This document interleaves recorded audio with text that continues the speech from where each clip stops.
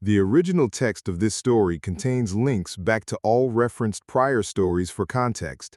A link to the text post can be found in the video's description. As the two of you well know, my dumb ass thought I was told I had 24 hours to live one time last month. As you may or not have observed in these here pages over the past several years, I took this information and made a simple misunderstanding into an abso-fucking-lute problem for a bunch of people. The vessel of the worst of those problems, naturally, being myself. It stands to reason that not having only a day to live is actually a pretty good thing, y'all. I can thank my now 21-month commitment to my health and fitness. My doctors are actually kind of wowed at my laser focus and refusal to chill out on my regimen. Needless to say, I should have more than 24 hours left on this spinning rock. But there is some fallout from my actions, and that is an absolute problem because I have absolutely burned some bridges here in a city that I cannot afford to leave. One thing I never do is sit around wondering where my exes are living or what they're up to. What I do know is that when I thought I was a for-sure goner, I may or not have emailed a few of them with some very specific grievances and explained that my then-pending expiration was on them, but I did not do so from a position of knowing where they were or particularly caring how that might affect them. As we discussed, I learned that I was in fact not scheduled to die last month and that my preparations and actions may have been quite foolhardy to say the very least. In dealing with the fallout, there has been the positive of my family knowing my exact wishes and all available information should my end come as a surprise. There is the knowledge within me of what I might do if faced with such a situation, and that could be viewed as either a positive or a negative depending on one's particular point of view. Which brings me to the topic of those burned bridges. First things first. The people I gave a piece of my mind and my ass to kiss, they still got that. Small price to pay for cutting off people who I felt wronged me instead of continuing to stress over it for the rest of forever.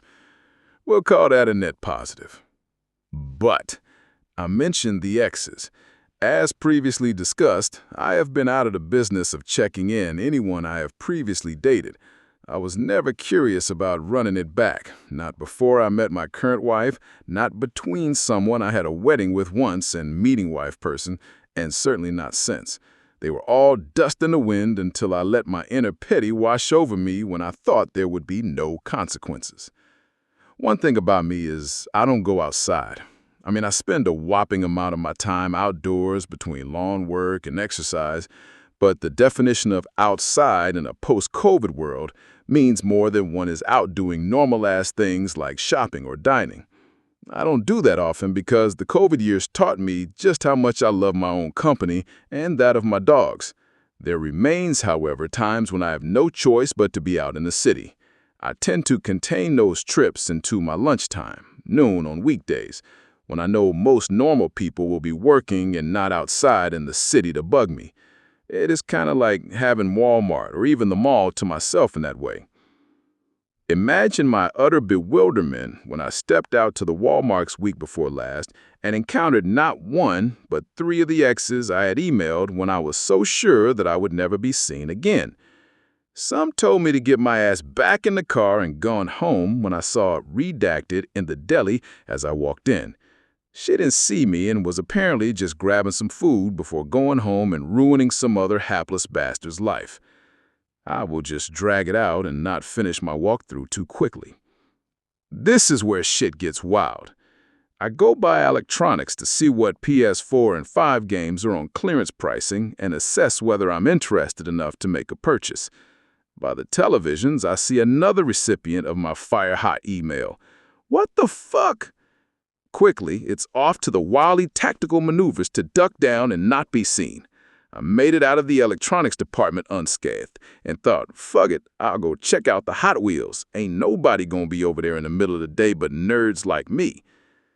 Naturally, I could not take a direct line from electronics to toys without being in open air and exposing myself to be seen. I ducked through housewares, past the frames and towels and shit, popped up next to the intersection of toys and sporting goods. If you know anything of a Walmart layout, you know that this is where the weights and fitness stuff is on one side and the bicycles on the other.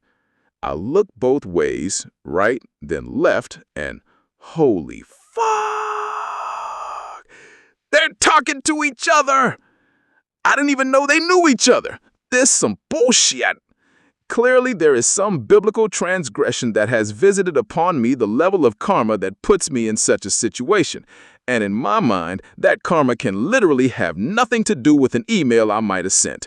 Never mind that, because in my startledness, I fell back into the bicycle display and knocked 6 bikes all over the damn dial. Everyone in earshot snapped to attention as this fat fucking goon has destroyed a whole-ass display while trying not to be seen. I hid my face and scurried to fuck out of the store, leaving whatever it was in my hands right there in the floor where that display was.